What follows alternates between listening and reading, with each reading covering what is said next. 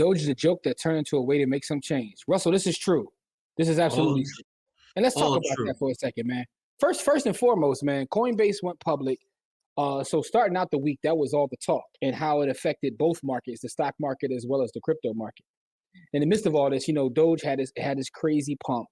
People have been on my line all yesterday and today asking me about Doge to the point where, I start answering my texts and phone calls like, nothing about Doge. I don't even want to talk about it. Because it's not just that it's the people calling me asking about Doge, it's the people that are calling me asking about Doge. It's the people with no investment experience, know nothing about crypto, know nothing about stocks, know nothing about any market. Only market they know about is ShopRite. And they're asking me about Doge, and they're like, I'm about to drop 50 grand. I'm like, why? Because it's going up. So you're waiting to something that's already pumped 100% to drop your bread in. Outside of that, and I've been vocal about this in the past, Doge is a joke, right? Here's one thing I want to make clear, right? If you can make your money, take your money, do what you got to do. Everybody has to do what works for them. But me personally, I don't mind missing things. And I think that's something that we got to talk about because everybody wants to rush and do things because they're afraid of missing something. If I can't do my fundamental analysis, which is what I do, I'm not really a technical person, but I'm a fundamental. If I can't do that and it doesn't make sense to me, I'm okay with missing it.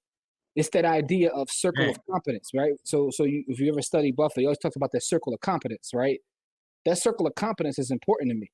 So a lot of my portfolio was made up of things that I understand, like things like a J&J, right? That I actually work at J&J, which is how I started accumulating shares.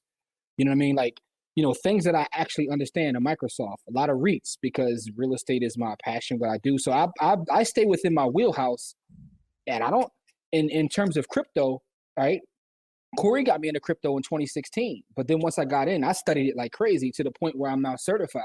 But even within that space, there's certain things that I buy. I buy Bitcoin and Ethereum like crazy because I understand those things. I understand Dogecoin to be a joke. I also understand supply and demand, right? Man, so because I can't put it in its proper context in terms of doing my fundamental analysis, I enjoy watching people make money as it pumps, but I'm not one of those people, and I'm not going to be one of those people. I'm good. You know what I'm saying? And I'm okay with that though. That's what I try to get people to say. So I had a cousin call me. Yeah, but it's going up. You ain't got to understand it for it to go up. I said, that's fine. I said, but if you believe in it so much, why are you calling me trying to force me to make it? You go ahead and do that. Somebody's going to get left holding the bag though, because that's the way the game plays. Like if you understand that you're part of this, right? And some people say, I'm going to ride the wave and get out at a certain point. That's fine. But as long as you understand the purpose. Now, I know some folks who say, look, I do this and sell when I make profit. I know one brother who's he don't mind if I put his name out there because he's in the group too. Camille has a specific strategy he uses with Doge. Yeah, man. And it's based on technical analysis where he lets it run up, take a certain amount, but he then takes it to buy Bitcoin and rinses and repeats. I understand that. But the fact of the matter is, I just wanted to have this conversation with you guys. Like, it's okay to miss things because I even saw some people that are going through the process of learning to be investors and traders who are falling for FOMO. And they're taking money out of other assets, which are great fundamental assets and things that they understand, to chase a wave of something that they don't understand, but they just want to ride the wave. And I think that's dangerous. You know what I'm saying? Corey, what's your perspective, bro? I mean, I understand it. And that's the reason I didn't buy it, because I do understand it.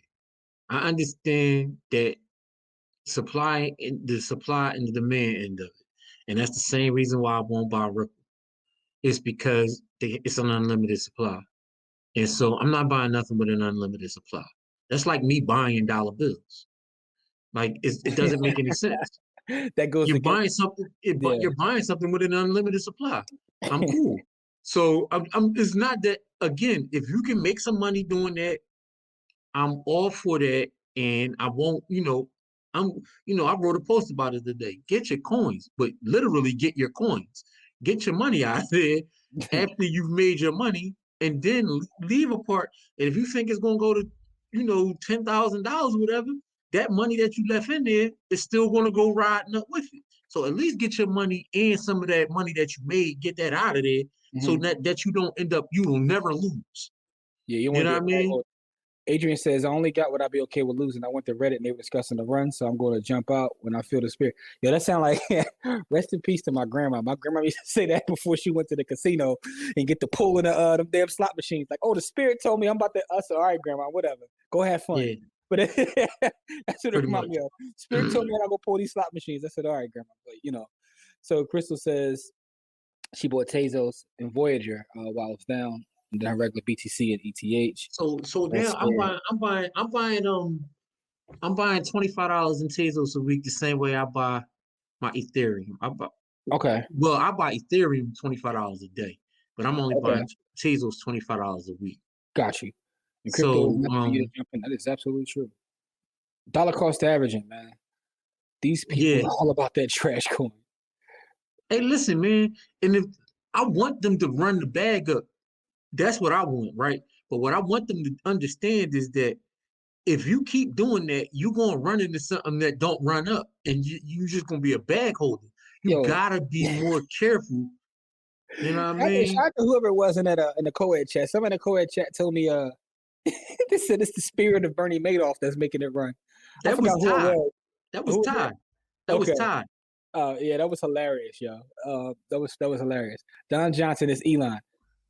You know what I started thinking about today? Like, not to get doom and gloom, man, but how long are they gonna let Elon affect these markets like this, man? Because, man, Elon be playing with his life. Yeah, but he be playing with his whole life, man. But hey, listen. Yeah, man.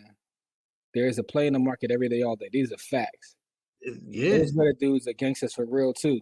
They are. Yeah, they are. Their own way, right? I'm not mad at them. What I'm mad at, I ain't mad at them either. I'm mad that we don't do the same. Like, I ain't mad at them though. I've been telling black people to do that for the last 10 years. What they doing? It's 45 million of us. Yeah. If we literally say this is what we want and we put our money behind it, there's nothing that anybody can do. They're not going to stop making their money to keep us from making money. They're not going to do that. They're just not going to do it. See, this is where shout out to Sister Benita. She always breaks down the tokenomics, right? People that say stuff like this, what Andrea said. Some people on the line talking about it would be more than BTC. I wanted to say something so bad, but the people will learn. The tokenomics don't lend itself to it to being as high as BTC because of supply and demand. It's not even possible. Yeah, thank you, Russell. They definitely need to study some more, man. To be playing with people's emotions. He won't take that trash for a Tesla. This is absolutely true. But you know what, though, Don? That's the crazy part, man. People are so emotional. They're so easy to be manipulated. You know what I'm saying? But the crazy part is the amount of folks just in my like it's actually a little bit, like Don says, a little bit sad, right? Because we, as well as a lot of people in our community, a lot of people that are watching with us, like our family that kicks it with us every Friday, part of our network. We're out there talking about this stuff all the time, and we talk about like a lot of good things in terms of crypto, good coins. We talk about the stock market. We talk about everything. And my phone rings more when it's one of these pump and dumps. I guess that's part of you can't get people on the phone to buy regular good stuff, like, because it's boring. They get in a they call it the dopamine high. They getting a dopamine high off of it. Fam, I have family members that work at publicly traded companies that don't get stock in the companies they own, and they get to buy it at a discount and still don't take advantage of it.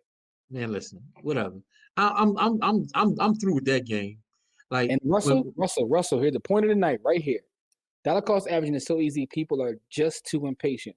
Shout out to Pastor Eubanks, because as Pastor Eubanks says, when you get into investing and you get to be good at investing, it becomes boring, right? Everybody's looking for that emotional high, going on that roller coaster, going this, they're basically looking to gamble, more or less, right? When you become good at what you do, when you know how to identify good companies and you just buy them and consistently buy them in terms of dollar cost averaging, it becomes boring. But that's the way to do it. People, are looking for something wild as hell, man. Listen, I listen when people tell me stuff, man. Look at this bar from Elizabeth. Elizabeth always got bars, yo. Yeah, What's she up, do. How are you? You want to talk about writing a book? She need to write a damn book. Yeah, she got crazy bar. Her one-line game. Or just write some tweet. Like, I'm about to start stealing her stuff and putting it on Twitter. I don't know if Elizabeth's on Twitter. She would kill on Twitter with her one-liners, yo. Between her and Pastor Eubanks, they would kill on Twitter. You treat Dogecoin like a blackjack table. Make easy money to go play poker. There you go. Yeah.